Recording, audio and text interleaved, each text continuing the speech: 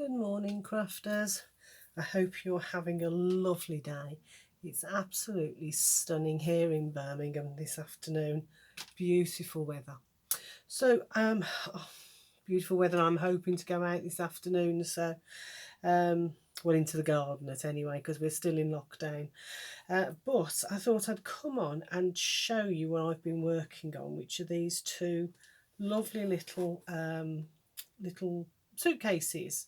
And when you open them up, inside you have some pockets, which I'm going to use for embellishments, or I have used for embellishments, but you could put some little photo mats in there just as easy.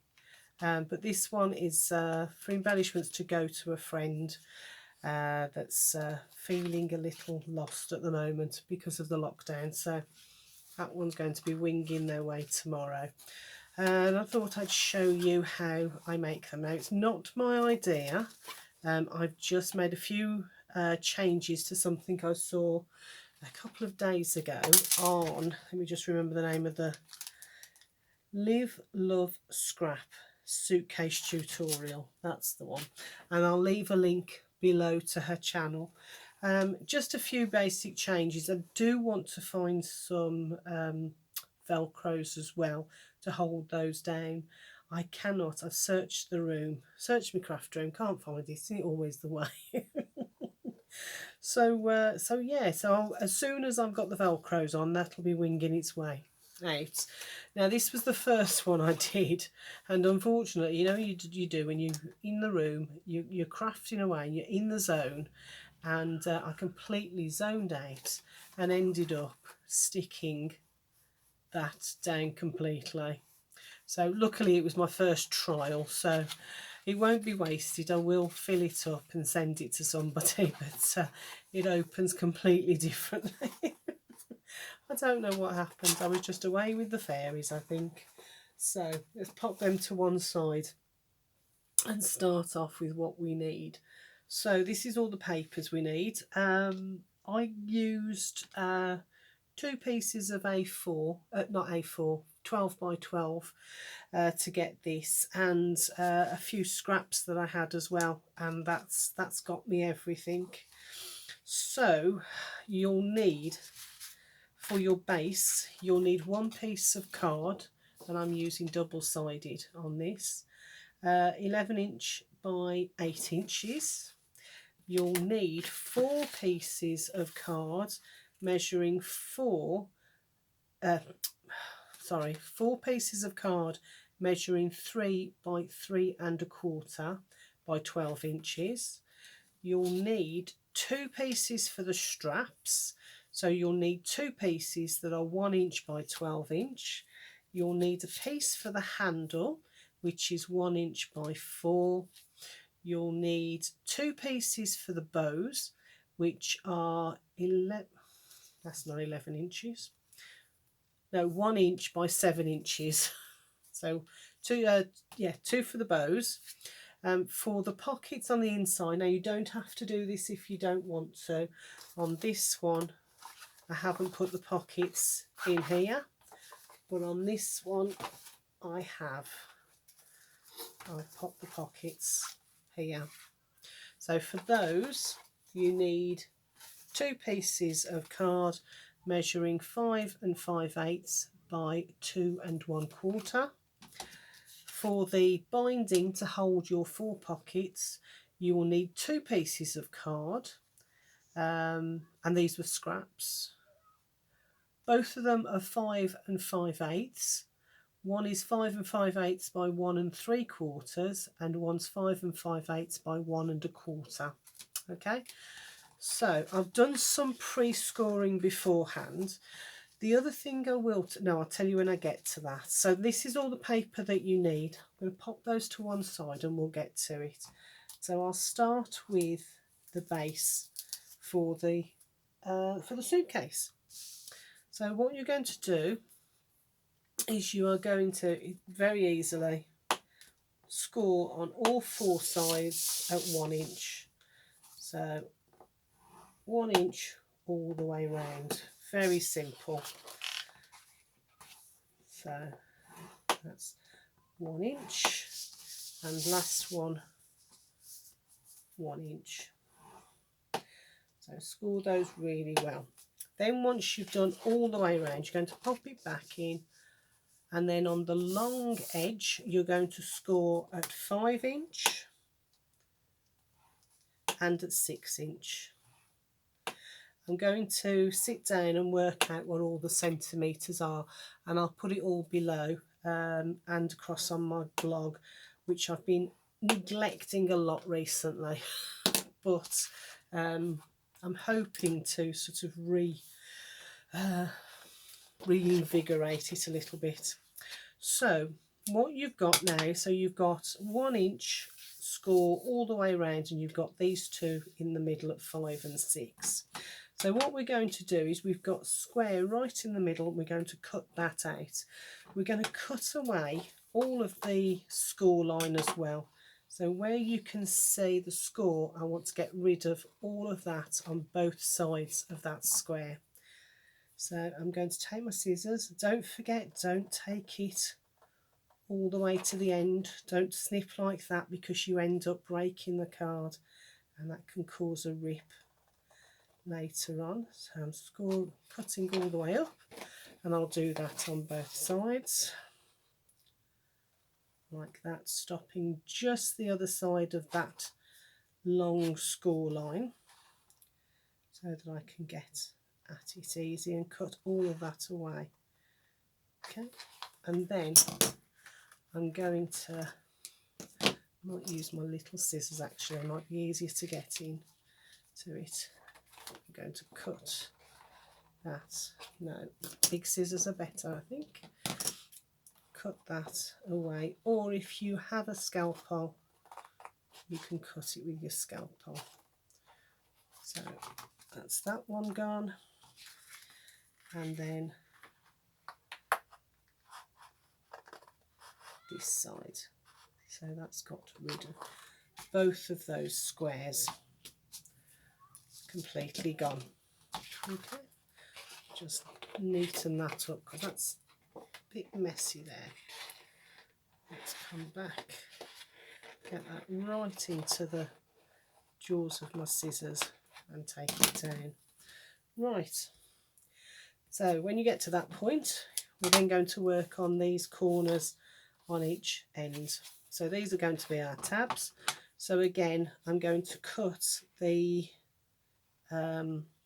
score line away, so just the one on the side. So what I want to do is cut down both sides right up, right across the other side of that score line, and then because it's only a little sliver, it's nice and easy to just pull it away very carefully, cutting that score line away on all 4 of them. Now then, at this point, what I will point out is that this is a piece of non-directional paper.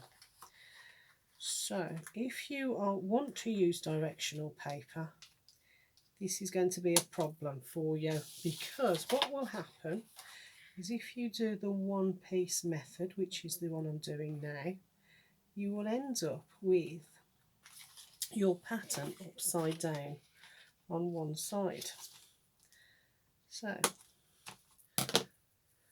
what I mean is, so this is non-directional, but if it was directional and we fold it like that, if that's the right way round, this side's going to be upside down.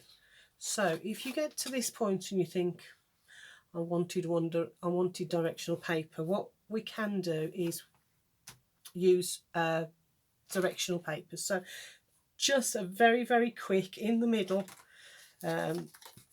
suggestion if you want to use directional paper. Now this is directional paper that I've used, so you can see the birds are facing that way. Now if I was to use that as one piece of paper, if I was to fold it up, my birds would be upside down that way. So to combat that, we want 2 pieces of card, exactly the same, and these are going to measure 8 by 6, so we don't use your big sheet. Have 2 pieces of 8 by 6 instead, and score with these all the way round at 1 inch, exactly the same way as we did on the big sheet, only you end up with 2 pieces that will look like that.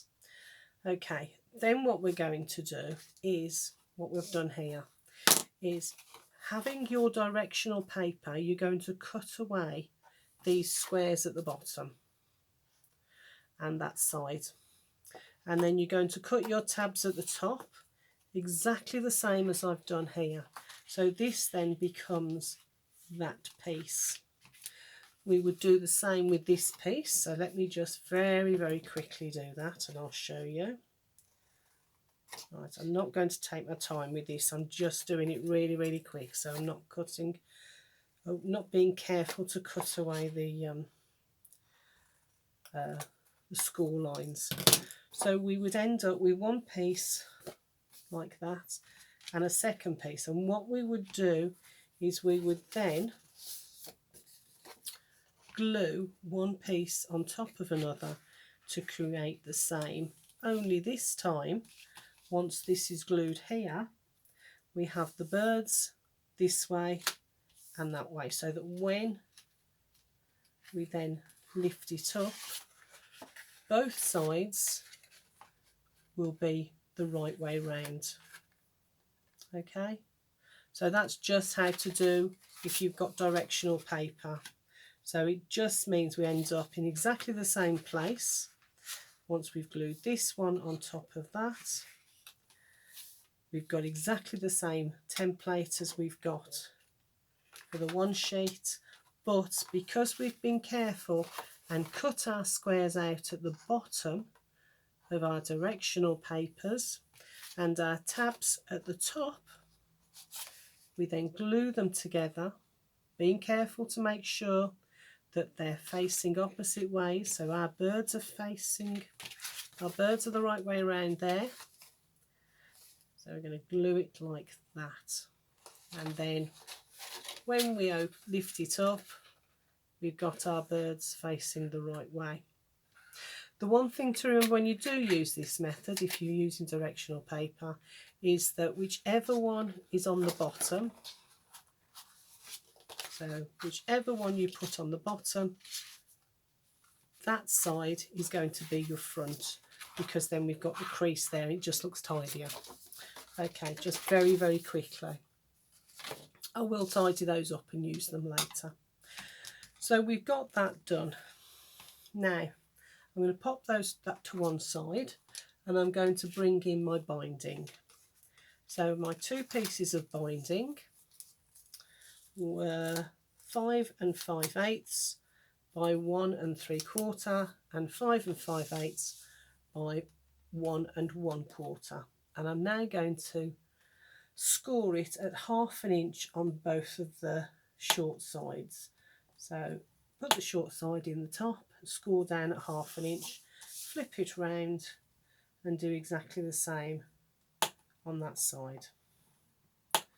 Then I'm going to bring this one in and do exactly the same there. So I'm going to bring it in, score it at 1/2 inch all the way top to bottom. I like to do it a couple of times over just to make sure I've got a good crease there, a good score there, and I'm turning it over and doing it the other side.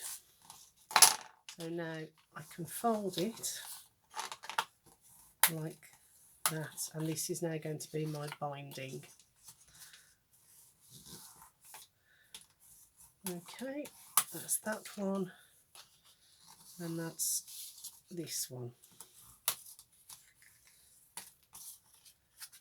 Just bring them all in together.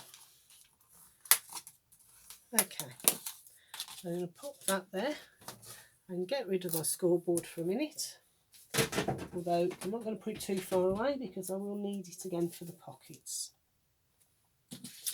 Right, now I could start setting this up, but it's much easier to work on this without having started to form the box. So let's reinforce these score lines, making sure when you are doing your tabs you're lining it up with that edge there, just to keep it all very square. It'll make a difference later on when you're putting it together. If it's a bit skewy, because don't forget we've taken that score line out, if it is a bit skewy, then it will make a difference and your box might not fold up, you know, quite right. So let's do all of the edges. That's that one. Do these.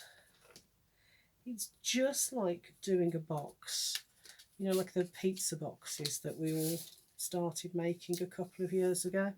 It's exactly the same as that, but we've put some bookbinding in. Mustn't forget to do these, or that's what I did with one of the others. I forgot to fold these ones in the middle, so which was very awkward then when I was trying to fold it up. Oh well, these things, you live and learn, as they keep saying. So that's all our scores reinforced, not quite all of them. There we go. Now I'm going to pop that one side. I'm going to work on my binding. So I'm going to take my 2 pieces for binding, and I'm going to use some glue to glue this. I like using the glue for this part because it just seems to hold it better. So using the thinner part of the card, I'm just going to fold it so that I'm leaving that narrow strip in the middle up, and now I'm going to apply my glue all the way down the middle of that. Don't need tons, just a little bit to hold. It will hold it really well once it's dry. So pop that to one side. Now I'm going to be very careful how I line this up. So what I want to do is get it right in the middle. Gone over a little bit there. And you may have to fiddle around with it a little bit just to get it right in the middle. So I like to line it up with both edges there, and then double check by folding backwards and checking this line with that crease. That seems okay. Bring that over, and this line with that crease, that seems to be okay. Right, I'm just going to neaten up that edge because my measurement is ever so slightly out, although I will be cutting away some of this in a bit just to make it easier later on. Okay, now then I'm going to bring out some, I think that's about a centimetre. Yeah, it's a centimetre width, which is just over 1/4 of an inch. So yes, it's between 1/4 and 3/8. So, and this now, what I'm going to do is I'm going to prime this now for when we put our pockets in. So I'm going to, and I just think this is easier than the glue. You know, I do like my glues, my wet glues, but sometimes you do have to have something that has immediate grab, don't you? Which can be really tricky and fiddly, but we'll get there. So I'm putting it on both sides of each flap, because what I found was, in the tutorial I watched, she only put it on one side, and when I then put things into it, it just ended up falling out the bottom. Let me see if I can show you what I mean. So it just meant that the pocket was open at the bottom, so things fell out. So I thought, no, I'm going to put it on both sides and seal up my pocket. Not so bad if you're thinking of sending bigger embellishments, or if you're putting some photo mats in. It won't make a difference. You could get away with just doing the one side, but I want to put little embellishments and bits in pieces in these, and then send them out to a couple of people who I know is having a bit of a rough time at the moment, in lockdown, being on their own. It's not easy at the minute, is it? Trying to face this, but I'm lucky. I've got a big family around me, and even though I can't go down and see my granddaughters and grandsons, they aren't a million miles away, and when I walk past we can wave at the window and have conference calls and Skype and all of that, and then have proper cuddles afterwards once we're all out of lockdown again. Right, okay, so that's all done. Now, just to make it slightly easier to fit the pockets later on, I'm now going to cut from that corner where the crease mark is. I'm just going to cut a little diagonal. Just helps me get my pockets in later. You don't have to go mad. You only need a little snip, something like 45 degrees or less, just to help you to get them in. You could do this before you glue down the two tabs if you wanted. I like to do it after I've put the tape on, just because it means then I know that my tape's all the way to the edge of the card. That was fighting me a little bit. It's a bit thick there because I've got both two pieces of tape and the card in the middle. It's quite a thick card. It's lovely. It's in case anyone's wondering, it's the Works paper pad, 12 by 12 paper stack. Some absolutely beautiful papers in there, really pretty. So there we go. Now, before I try and stick it down, I'm going to now put some of this on the back as well, just to finish it off. This is how I'm going to hold it into my suitcase. So, two pieces down the middle. They overlap a little bit, but what we'll do is we'll take the bottom one off and the top one should stick to that. All right then, let's see if we can find something to lift this up. I think everybody struggles with double-sided tape, don't they, lifting it up. So get that one off, and then I'm going to make sure that one's all down. Run that along just to make sure it catches, and then bring this one up. It's going to fight me. I can feel it. Oh no, there we go. Got it. Right, let's bring this back in. And making sure you got the right side, because what I did with the first one, I wanted the nice stripes on the outside and ended up putting them on the inside. Don't ask, I really don't know. I was away with the fairies. So what I'm aiming to do now is I'm going to put my binding right in the middle there. So I'm going to very carefully, now I like to fold up the middle bit, it just makes life easier for me. So coming away from the edge just a tiny bit, I'm using my creases as a way to check. Yep, that feels about right. And now we've got that in. Right, fabulous. Now then, next step is to create the pocket. So pop that to one side again. Now then, where do I put my pocket? There it is. Now I've already done the other three, just because otherwise we'll be here all day. So to do this one, I need to bring in my scoreboard again. Let's take the tape off. There we go. Pop that in the bin. Don't need that anymore. Now, again, if it's directional, you may have to think about the next stage. but for now it doesn't really matter. So we're going to score at 5 3/4 all the way down through it, and then it's 11 1/2. Our tab to seal it and glue it down within a minute. Let's pop that away.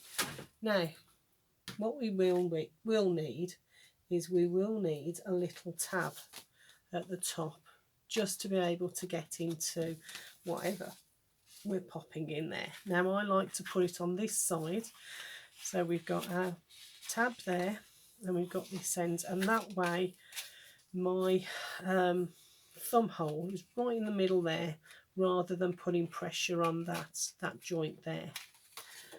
So I'm going to eyeball in the middle, or you can bring the two creased marks together. So fold that bit back, bring it in, bring yourself along and just put a tiny little nick in the top, and that will give you the middle of between the two crease marks there. Flip it over, and I like this one because inside it's got a centre line that way, and then there's a couple of little marks that side, so it really helps me to line this up. So line it up, and we've got a thumb notch. Oh, just slipped. Let's move that there. Excuse me. Right then, and before we do anything else, we need to also clip these just so that it's nice and neat. Just a tiny little notch, top and bottom. Just helps to keep it really neat. Otherwise, sometimes you end up with things sticking up and out of the pocket. Just gives it that little bit more of a professional finish, I think. So there we go. Okay, so now we're going to stick that down. Entirely up to you whether you want to use tape or wet glue. My preference will always be the wet glue when it comes to something that's going to have a little bit of pressure on it occasionally. So a tiny little bit of wet glue, bring that over, fold it down, make sure you line it up well, and crease that down, and then decide which order you want to put them in. So I think I'm going to have mine like that. Now bring this back in, and now we can start putting our pages in, or our pockets. So I'm going to take the top one off. Actually, I'm going to start at the bottom. I started at the top last time and I ended up going a little bit skew-iff. Now I don't know whether that's because I was trying to measure it at the top rather than the bottom, but we will see. Okay, so I'm going to bring my pocket in, and with the thumb at the top I'm going to nestle it over the top of that. Ooh. Very carefully. Sorry if there's any shadows or if my head starts to get in the way. So I'm standing it up and I'm lining it up so that it's between these two. We have a very small gap between them, and I'm going to lie it down and press down, and that then gives us our first pocket. Okay, bring the second one in. Let's open that up. Ooh. So how's everyone coping with lockdown? It's 4 weeks in, I think, or is this the 5th week coming up? It's not been easy, and I know that we have the lovely Cagecraft is in hospital, and fortunately with this coronavirus, it's not very good, is it? It's hitting a lot of people, and if you've got those underlying issues, it can be a very, very worrying time for family, and yourself as well, obviously. So my eldest daughter and her family all had it just before lockdown started. Luckily they got through it, but my son-in-law was very, very poorly. He has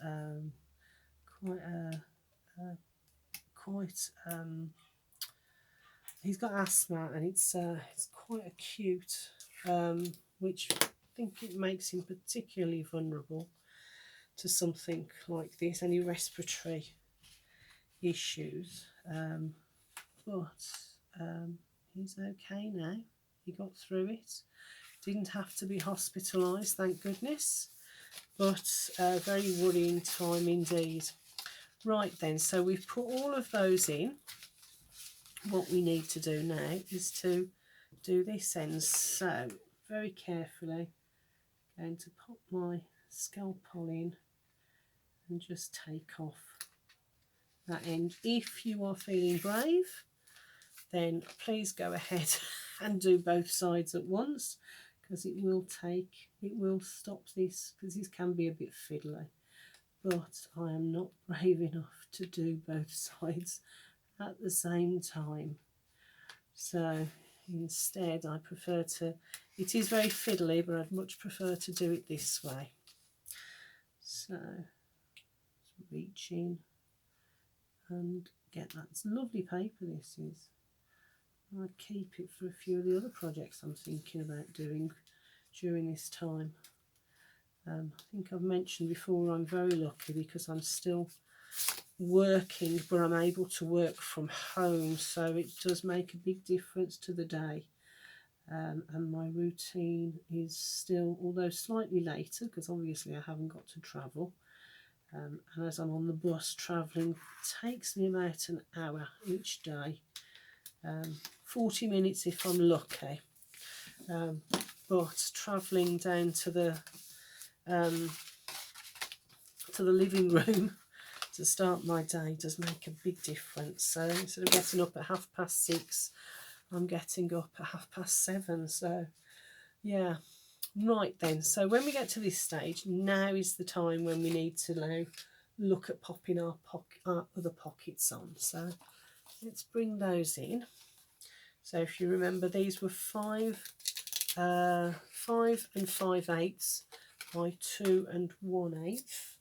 Don't ask me why the 1/8. It just if you want to do them any smaller, feel free. No, none of our crafting is casting iron, is it? Let's be honest. Oh, every time I move that, my little board just falls. Let's pop it over there out the way.